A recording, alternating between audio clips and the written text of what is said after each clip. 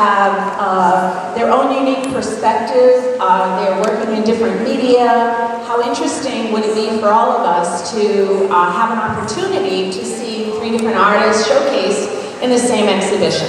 So that's what was in Jones Head, you know. So what I thought would be fun and an opportunity for us would be to have each of the artists share their perspective and what they have in mind when they're working on their own particular work, where they came from at the beginning, and some of the process involved. And I mean, I think they'll, you know, you can expect 5 to 7 minutes or whatever.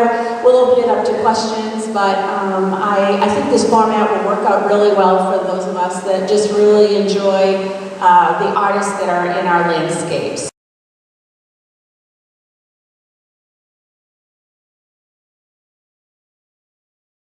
I'm going to invite Lloyd up, because Lloyd, again, is someone who's working full-time, has a wonderful story about the beginning of his photography and the magic that happens when he's out in the woods and animals just come to him. I don't know how that happens, but so I'm going to turn the microphone over to my friend, Lloyd Alexander. Thank you guys. Been here before, a couple of years ago. We had a nice show then, and I'm glad to be back. For me, photography was something I found as a boy. Childhood, growing up in Portland, Maine, offered some challenges, and having a camera and being able to take pictures allowed me to escape into a different world. When you can take a picture, you freeze something. Freeze time. It's a happy moment. You can look at it forever, and forever it stays. I would see Mount Washington from the Eastern Prom. To me, that was always growing up as like this mystical place of, I don't know, knights in shining armor and all the other things. You guys must have been the knights in shining armor and all that I never saw, but eventually I made it up here. And through the years, I found the woods. And I was not used to the woods. I used to be afraid to walk into the woods. I'd rather walk down a dark alley in the middle of the night, and I'd be perfectly fine. You set me 2 feet in the woods, and the trees would squeak, and I'm like, something's coming to get me. You know, the boogeyman, right? I never saw the boogeyman in the woods either. I don't believe in, you know, Sasquatch anymore. I did. But over time, I found that I wasn't just a boy that was in love with the camera. I'd become a man that was in love with the wilderness. Someone who was in love with the awesomeness of nature that you're also lucky to have up here. I didn't have that in town. I recently moved up near Sebago Lake in New York. There's a little more wildlife there, but I've become so comfortable in the woods here, in the woods anywhere, and walking in the streets now makes me nervous. I wrote a book recently, and it talks about how I learned to observe, to listen, to feel safe, to walk confidently in the woods, and know that the animals out there, they're more afraid of us than we probably are of them. And they have good reason. We've done a lot of things over the years. So to go forward with photography, I've been blessed with things that just happen that I can't explain. Other people have witnessed. Wildlife will just come to me. They'll stop. We'll be 10 feet away, 15 feet away, sharing a moment. They're looking in my eyes, I'm looking in theirs. There's an understanding. And often it just doesn't make sense, but there's no fear on my part, there's no fear on their part.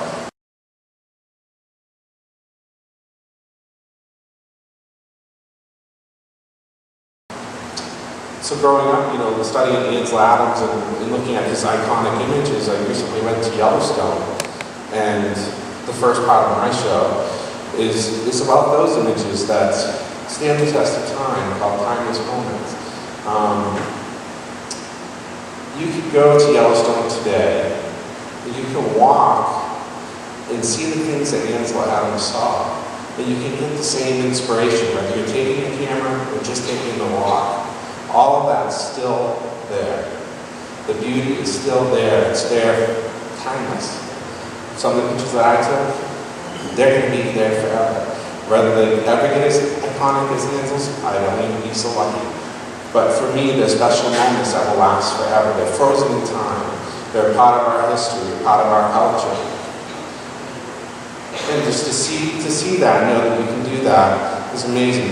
Here in New Hampshire, if you walked Mount Monadnock, it's not a bad height, you would be walking the steps of Henry David Thoreau. And how special is that to know that you've walked in these steps of greatness, and that someone else still has a chance to walk in your steps. It's an amazing thing that we have, and that's timeless.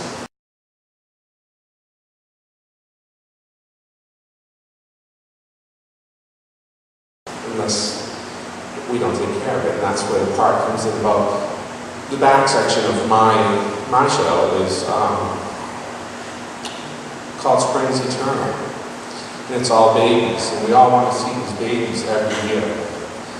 We just want to, the gosling just swimming with its proud parent geese right next to it. I mean, you can see that right down here on the end of Scarborough.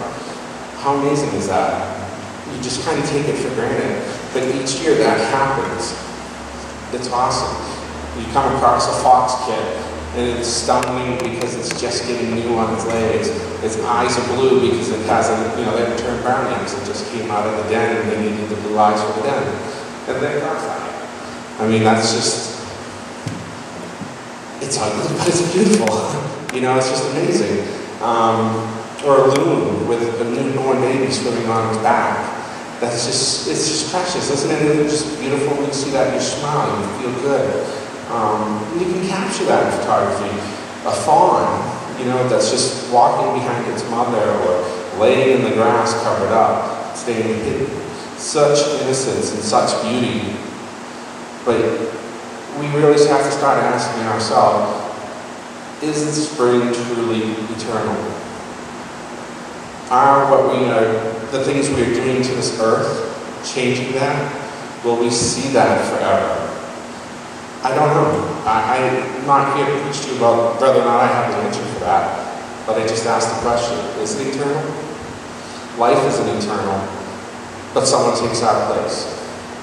What are we leaving for the next generation? Who are the stewards for the forests, for the animals? Who's going to speak for them? That's the second piece of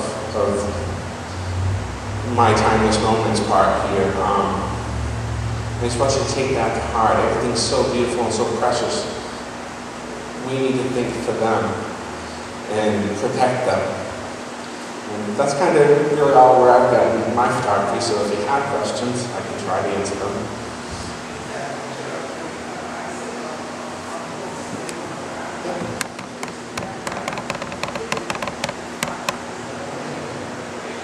One of the fun things about that shot, it's actually, let me first tell you this, it's going to be February calendar shot for Bison Field campaign in Yellowstone.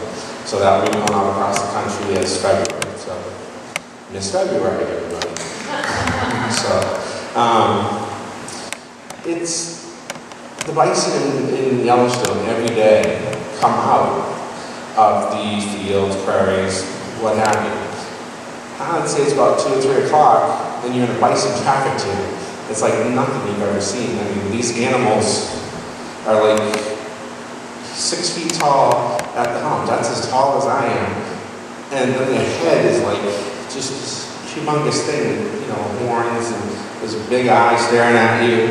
And you're just like looking out your car window like, please don't give me that. But you couldn't move them. They moved their choice, how they wanted to. And again, that's nature's beauty. They're allowed to be free, only in the park though. Oh, he was coming out of the snow actually, she was. They were coming out to go onto the road. And I think the snow was probably 6 feet or so there. But as it came up, it would lessen a little, but they were just such beautiful animals.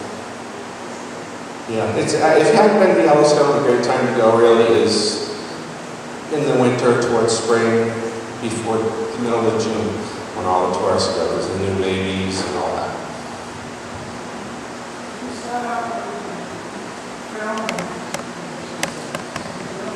Yes,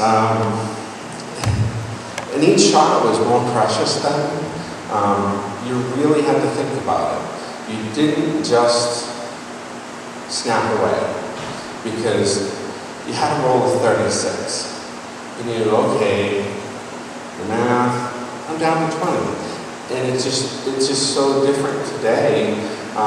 My camera will shoot 7 shots a second. How can you go wrong? You know, it's like taking a machine gun basically. There's a bird flying. I got it.